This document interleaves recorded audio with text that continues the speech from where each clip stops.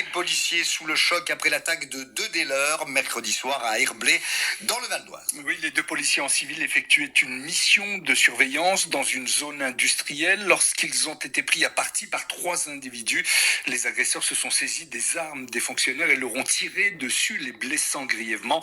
Le pronostic vital de l'un des policiers est engagé. C'est un acte de grande sauvagerie, a dénoncé le ministre de l'Intérieur. Une enquête pour tentative de meurtre a été ouverte. Et dans les rangs des policiers, c'est le choc.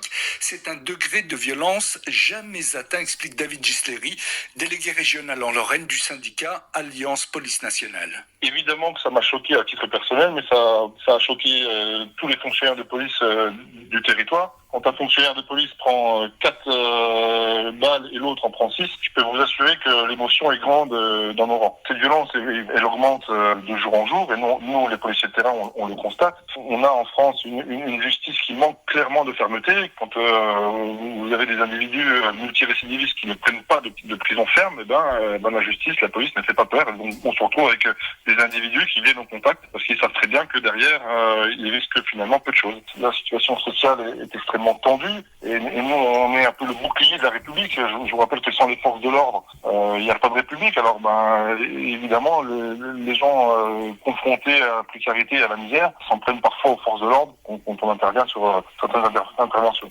Nous sommes les boucliers de la République, nous dit donc David Gisleri, délégué régional du syndicat Alliance Police Nationale.